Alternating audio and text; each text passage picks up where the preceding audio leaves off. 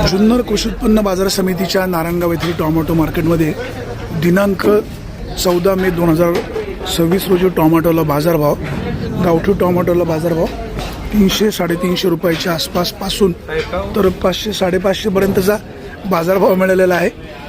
मार्केटची वेळ बदलल्यामुळे व्यापाऱ्यांची धांदळ उडालेली पाहायला मिळते आणि मग जरा कडक दराने माल घ्यावा लागतो। शेतकऱ्यांचा फायदा होतोय। व्यापारी बांधवांनो, शेतकऱ्यांचा असाच दुवा घ्या। शेवटी टोमॅटोचे पैसे झाले पाहिजेत। काय सूचना आहे? काही नाही, 560 रुपयाची आशा होती, तर 575 रुपये गेले। 575 म्हणजे 5.6 ने गेले। कुठली व्हरायटी होती? विरा। चला, धन्यवाद व्यापारी बांधवांनो। व्यापारी चांगले, पैशावर माणसावर प्रेम करतो, त्यांना पण भविष्यात परवडलं पाहिजे।